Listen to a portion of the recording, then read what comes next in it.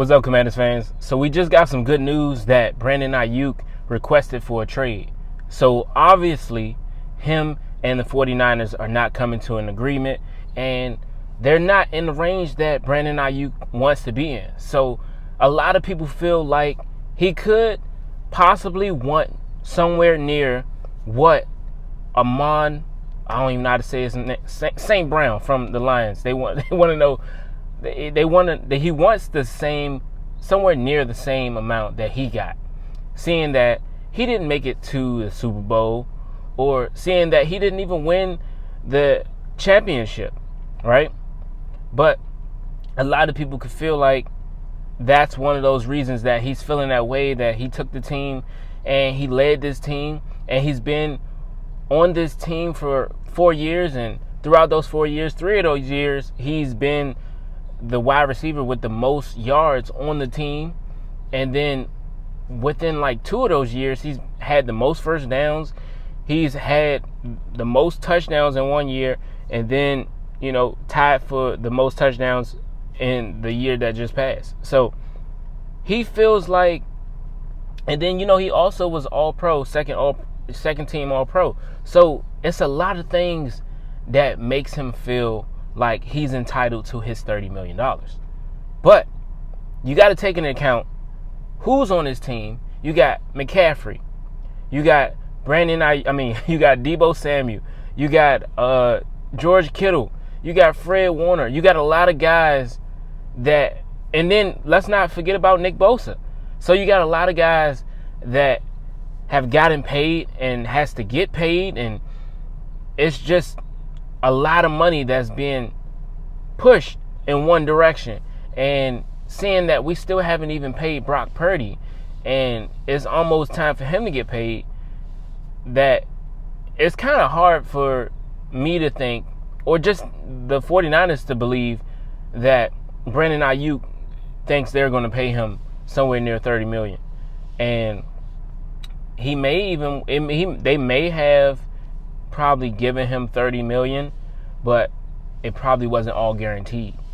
So he probably wants what St. Brown has, and it's just like, if they would have got the deal done earlier, of course things would have been different.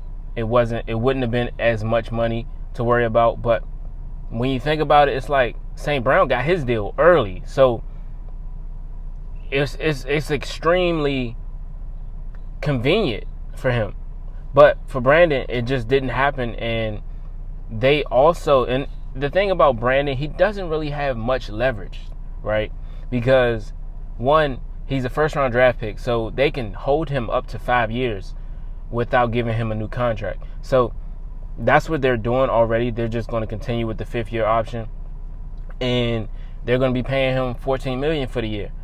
And even though he requested a trade, it's up to them if they decide to let him go. And on top of that, he's already been fined for not being at training camp. Not training camp, but, OTAs and stuff like that. So he hasn't been there, so he's already $100,000 fine already. But I'm sure that's not much when you're making millions, and then on top of that, you're going to be looking for a contract worth more millions. So one thing he can do is, if they decide to franchise tag him after this year that's coming up, he can make around, I think it's around 23 to 26 range, 23 million, 26 range. So that's good, but it's close to what he's looking for, but he still hasn't gotten that big contract. And then the thing about him playing this year, if he doesn't play well, then that wouldn't look good for his upcoming contract if he decides to go somewhere else. You see what I'm saying? So it's really hopefully the Steelers or us, and maybe the 49ers decide to listen to us, or whoever. But if we were looking for somebody that can come in and be a Curtis Samuel for us, he's that guy. But of course, hold on, before you beat me up, let me tell you this. If we were looking for another reliable first-round pick that can just come right in and we can already be confident in, just like we are with Terry McLaurin. He's that guy. But if we're looking for speed, it's not him.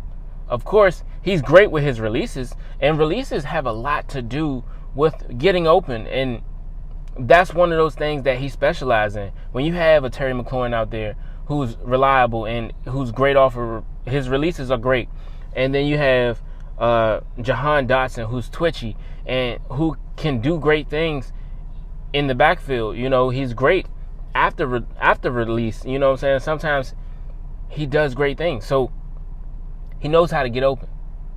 So we have him, and then we also have a guy like Brandon Aiyuk coming in who's great off the release and who knows how to get open. It leaves defenses just confused. And of course, we're looking for a tall wide receiver. But look at the San Francisco 49ers. They made it to the Super Bowl.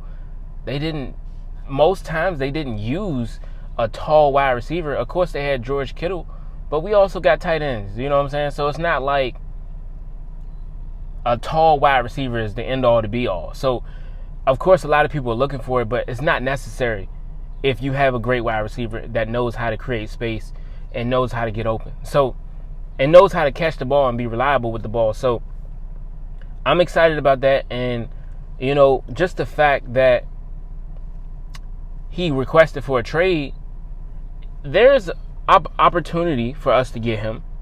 But seeing that the San Francisco 49ers have not let him go, and this is not the first time they've held out until past July, you know, for a contract. They did that with Deebo Samuel.